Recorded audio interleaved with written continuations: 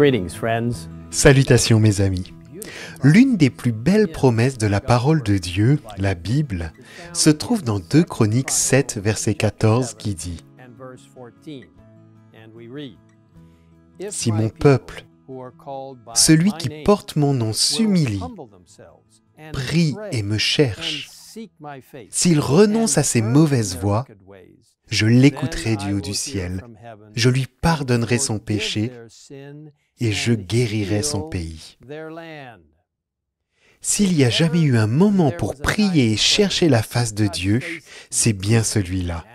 Aujourd'hui, dans un contexte de crise croissante et de polarisation des sociétés, c'est le moment de nous humilier et de demander à Dieu sa sagesse et ses conseils pour mener à bien la mission et le message qu'il nous a demandé de partager avec le monde. Ce sabbat 3 avril a été désigné comme l'une des 4 journées spéciales de prière et de jeûne de l'année. Pourquoi une journée de prière et de jeûne ? Parce que cela nous aide d'une manière particulière à nous concentrer sur le Seigneur et sur notre besoin de lui. Nous jeûnons parce que nous aspirons à la bénédiction de Dieu. Ce n'est pas une façon de gagner cette bénédiction. Le jeûne et la prière nous permettent de mettre de côté toutes les distractions et de nous concentrer davantage sur la connexion avec Dieu. Dans Matthieu 6, versets 17 et 18, nous lisons « Mais toi, quand tu jeûnes, parfume ta tête et lave ton visage, afin de ne pas montrer que tu jeûnes aux hommes. Mais à ton Père qui est là dans le lieu secret, et ton Père qui voit dans le secret te le rendra. » Remarquez ce que ce texte dit, « quand tu jeûnes » et non « si tu jeûnes ». Ainsi, nous constatons que le jeûne fait partie de la vie du chrétien.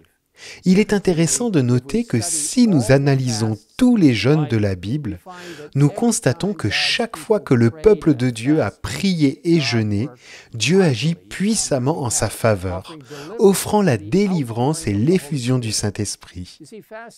Le jeûne a toujours fait partie du style de vie des croyants, tout comme la prière et l'étude de la Bible.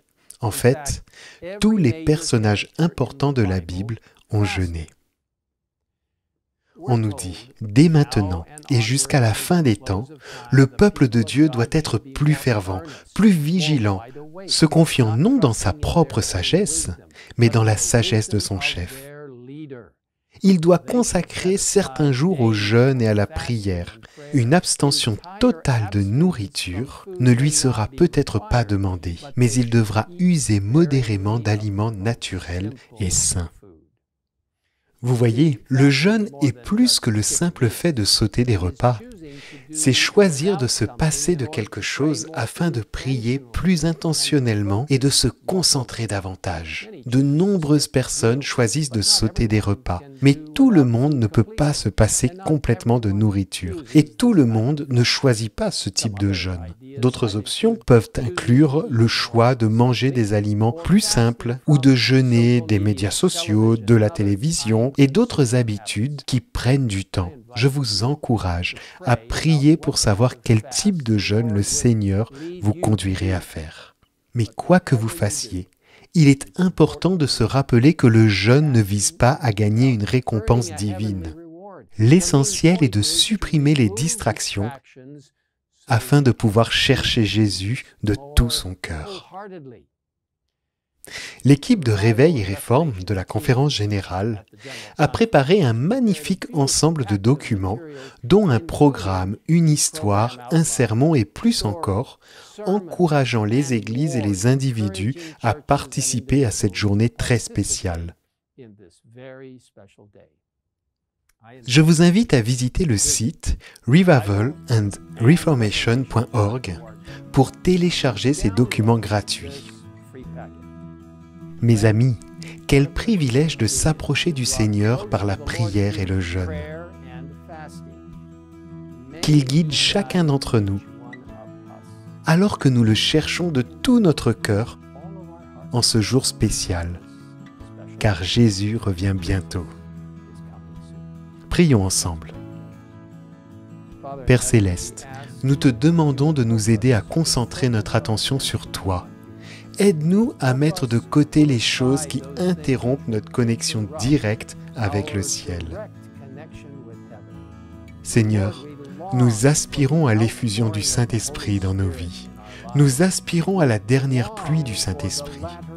Nous te supplions d'envoyer cette dernière pluie afin que l'œuvre se répande comme un éclair dans le monde entier. Nous voulons rentrer chez nous. Alors Seigneur, bénis ceux qui participeront au jeûne et à la prière, quel que soit le type de jeûne qu'ils choisissent. Seigneur, dirige les gens pour qu'ils se concentrent clairement sur leur relation avec toi, afin que tu puisses leur faire comprendre ce qu'ils peuvent faire pour toi en ces derniers jours de l'histoire du monde. Merci de nous entendre dans cette prière. Nous nous confions à tes soins. Nous le demandons au nom de Jésus. Amen. Amen.